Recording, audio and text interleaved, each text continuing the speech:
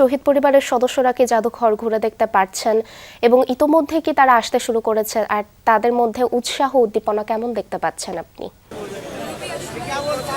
যে উদ্বোধনের পরে শহীদ এবং আহত যে পরিবারগুলো আছে তাদের জন্য এই জুলাই স্মৃতি জাদুঘরের দরজা খুলে দেওয়া হবে, তারা ঢুকবেন এবং আগামীকাল থেকে সর্বসাধারণের জন্য খোলা হবে।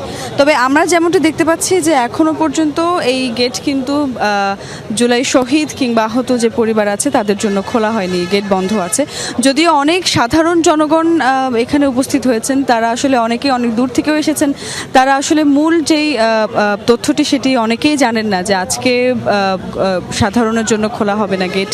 আগামীকাল থেকে অনলাইনে টিকিট স্লট বুকিংয়ের মাধ্যমে এখানে ঘুরে দেখতে পারবেন সাধারণ জনগণ। সেই তথ্যটি অনেকেই জানেন না। এখানে অনেকে একটু আগেও আমরা দেখেছি যে বেশ ছোটোখাটো উত্তেজিত মুহূর্ত তৈরি হয়েছে, অনেকেই দাবি জানাচ্ছিলেন যে আজকে তারা ঘুরে দেখতে চান, অনেক দূর থেকে এসেছেন। তবে যেহেতু আইন শৃঙ্খলা রক্ষাকারী বাহিনী এখানে আছে এবং একই সঙ্গে সেই যারা এখানে আসলে উৎসুক জনতা ছিলেন তাদেরকে এখান থেকে সরিয়ে দেওয়া হয়েছে। তবে আহত এবং শহীদ পরিবার যারা আছে তাদের কিন্তু আশপাশে আমরা সেভাবে এখনও দেখছি না, যদিও প্রধানমন্ত্রী তারেক রহমানের সঙ্গে আহত এবং শহীদ পরিবারের একাংশ কিন্তু ঢুকেছিলেন ভেতরে এবং আমরা দেখেছি যে তারপরেই কিন্তু যেই মূল যে অনুষ্ঠান, উদ্বোধনী অনুষ্ঠান সেটি হয়েছে তাদেরকে সঙ্গে নিয়ে, এবং সেখানে অনেক আহত এবং শহীদ পরিবার তারা বক্তব্যও দিয়েছেন। তবে এরপর আসলে খুলে দেওয়ার কথা ছিল এই যে সাধারণ যেই অন্যান্য যেই শহীদ এবং আহত পরিবার তাদের জন্য, তবে এখনও পর্যন্ত সেভাবে কিন্তু আমরা দেখছি না।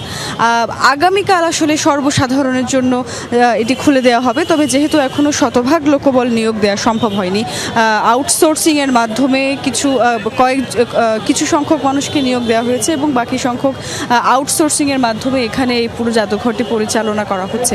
ফলে একবারে আসলে একেবারে এখানে এসে টিকিট কেটে ঢোকার ক্ষেত্রে যেই চাপটি পড়বে, জনসাধারণের চাপটি পড়বে, সেটি আসলে এই জাদুঘর কতটা সামলাতে পারবে বা সেই সক্ষমতাও আসলে তৈরি হয়েছে কিনা সেই জায়গাটি বিবেচনা করেই কিন্তু অনলাইনে টিকিট কাটার মাধ্যমে স্লট বুকিংয়ের মাধ্যমে আগামীকাল থেকে এখানে জনসাধারণ ঢুকতে পারবেন। সেই টিকিট কাটার নিয়মটি যদি একটুখানি আমি খুব সংক্ষেপে বলতে চাই, এখানে জুলাই শহীদ স্মৃতি জাদুঘরের অফিসিয়াল যে ওয়েবসাইট আছে july36.gov.bd, সেখানে গিয়ে স্লট বুকিং দিতে হবে, কোন সময়ে এবং কখন এসে আপনি এখানে ভিজিট করবেন জাদুঘর, সেই সময়টি নির্ধারণ করার পরে আসলে সেই ঘুরে দেখা যাবে। তবে আজকে আসলে আর পরিস্থিতি যেমনটি দেখছি এখানে হয়তো আজকে আর গেট খোলা নাও হতে পারে। অনেক ধন্যবাদ ঐশী আপনাকে আমাদের সাথে যুক্ত হওয়ার জন্য।